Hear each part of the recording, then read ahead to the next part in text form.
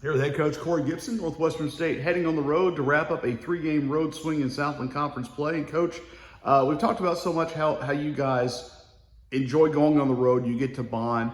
This team had a lot of success early on the road. What's the key to kind of getting back to some of that?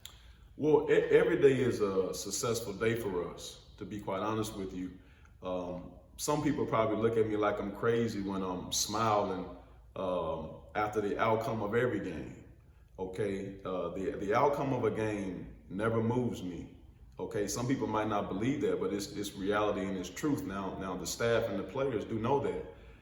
We tell the guys all the time, we have not lost a game yet this year. Maybe contrary to popular belief. The only time you lose is when you don't learn.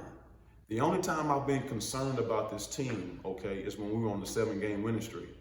Because sometimes when you're on a win streak and when you have a perceived win by the layperson, sometimes it's harder to articulate to personnel and get them to understand some things that they need to change and things they need to work on. Okay, after a perceived loss, but not a loss by us, sometimes it's easier to get a person to understand what they need to do. So losses more often come when you get the perceived win. But I've been very pleased with our team so far in regards to how they've been willing to learn, grow, and move forward. Well, you did a little bit of that Saturday at Nichols. Tough start, but again, sticking with it. Looked like certainly that maybe the last 8-9 minutes of the first half, things started to click a little bit better for you.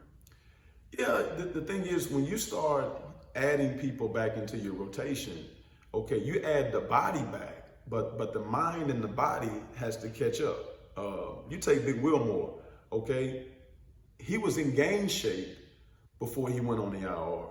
Okay, now he has to get back in game shape. That may take 3 or 4 games for him to get back in game shape, back in game rhythm, back to a level of comfort to where he and his teammates have the same type of chemistry.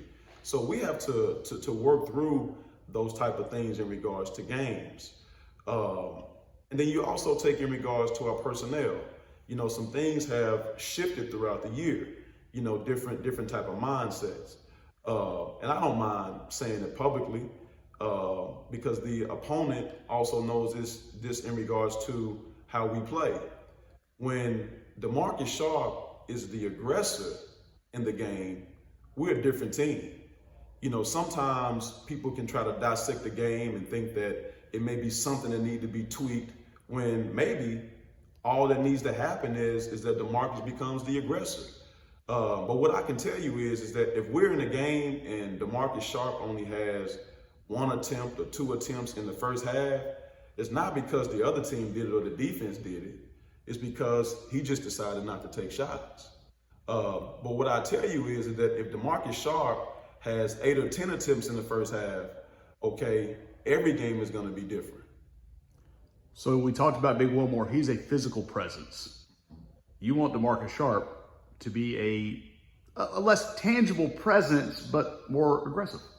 Okay, I'm not an accolade person by any means. Okay, DeMarcus Sharp is National Player of the Week because he took over games. Okay, and he took over very high-level games, like being double teamed and triple teamed. When he hit the game-winning shot, he had 2 guys hanging all on him. Okay, one person can't guard him. All right, but as you go through seasons, you also go through mental seasons, and sometimes you can start to, you know, be more reserved in trying to get other people involved. Okay, we will continue to evolve, and the team will continue to evolve as he continue to be an extremely aggressive player in between the lines. Because as he draws more attention, now, okay, it takes less attention off of everybody else. And like I say, I don't mind it being, okay, on social media or it being public. It is what it is. When he's an aggressor, we are a much better team because it takes a lot of pressure off of other people to do things that we really don't need them to do at this time. For you guys, you'll head down and play Southeastern in New Orleans. Your first trip through the Southland, you've been on the road a couple of times now. What do you see from the league? Well, I haven't paid much attention to the league.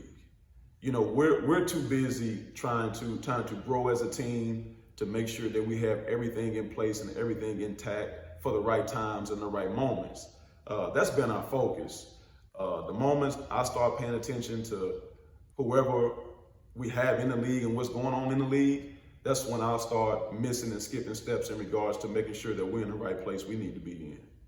Coach, thanks for your time. Thank you.